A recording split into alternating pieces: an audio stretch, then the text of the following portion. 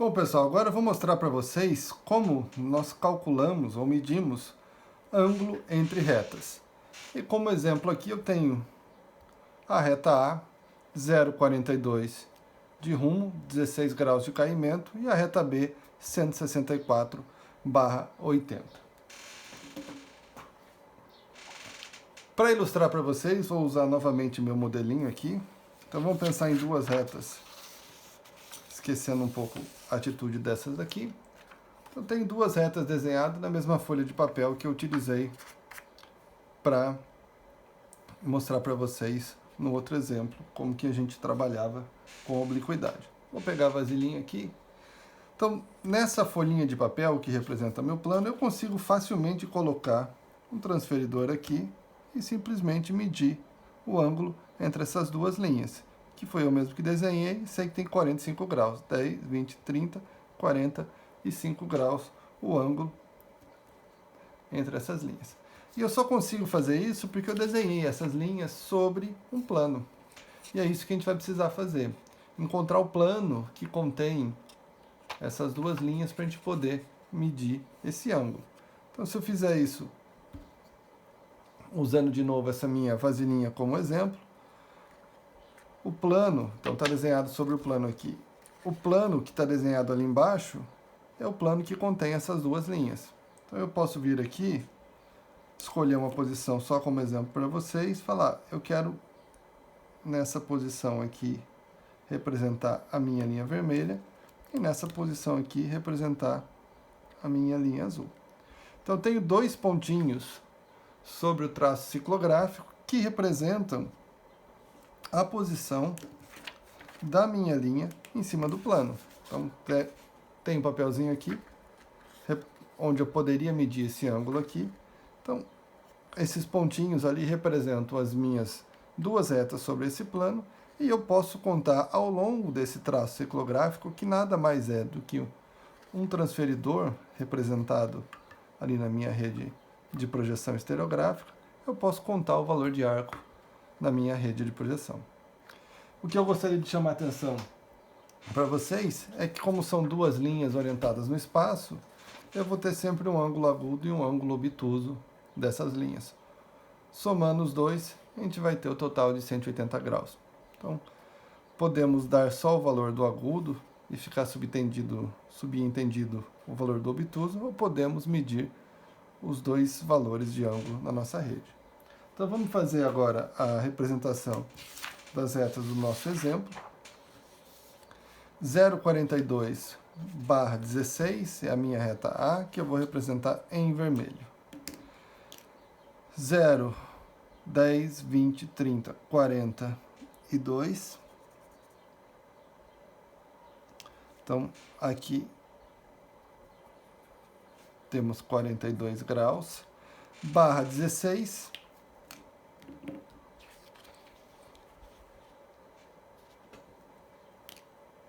dez, 2, 4, 16.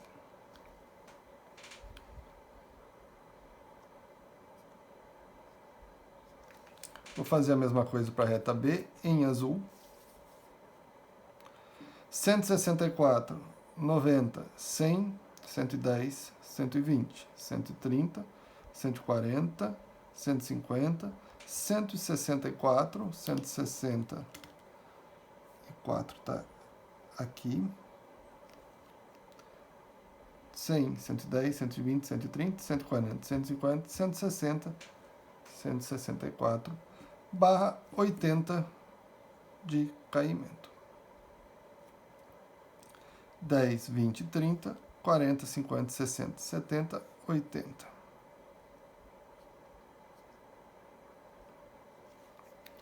Como eu faço agora para medir o ângulo? Ora, a gente viu aqui nessa representação que eu preciso encontrar o plano que contém essas duas linhas. É muito simples de fazer. Vou pegar com a canetinha preta agora. A gente tem que girar essa rede de projeção de forma que os pontinhos caiam sobre um círculo máximo daqui da minha rede de projeção. Então, os que estão destacados em preto, são intervalos de 10 em 10 graus. Aqui eu vou ter que ajustar sobre um círculo máximo, que é mais fininho, que são os intervalos de 2 em 2 graus. Daí basta que a gente desenhe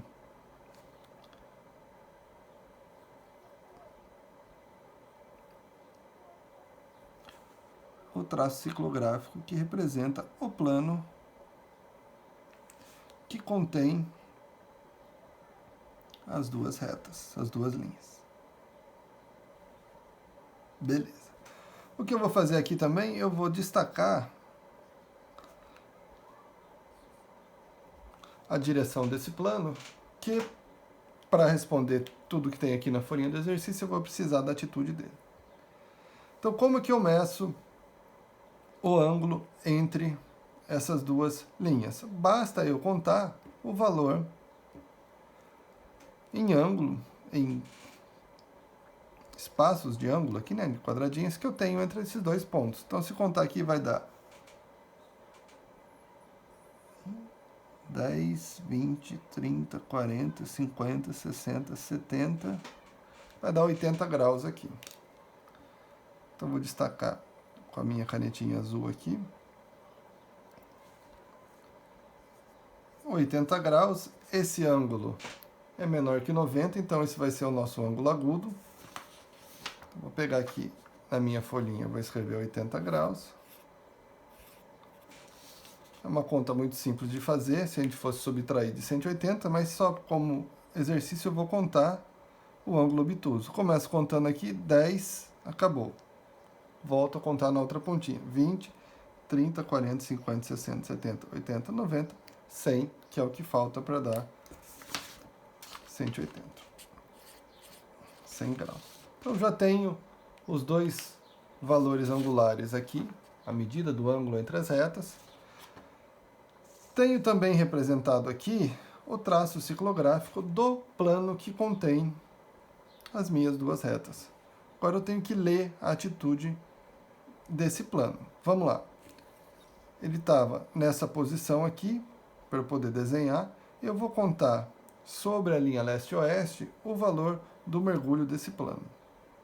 10, 20, 30, 40, 50, 60, 70, 80 e mais um traço, um pulo pequenininho aqui, que representa 2 graus.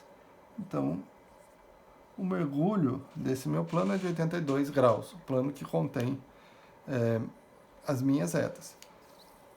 Para onde ele mergulha? Aqui é leste, aqui é sul, então ele está mergulhando para o quadrante SE, esse valor aqui.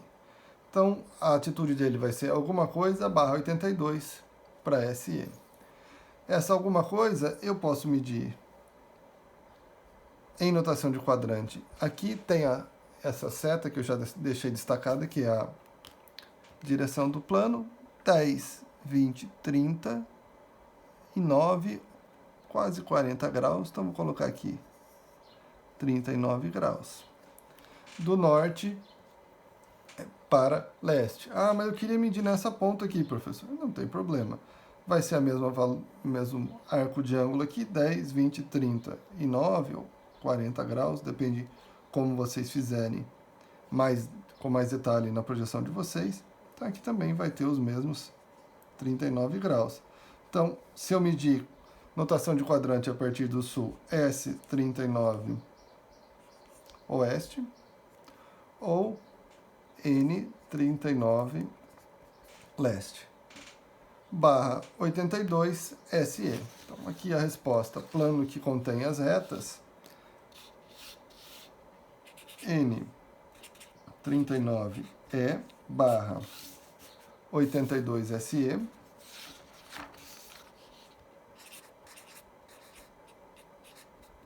ou S39W barra 82 SE.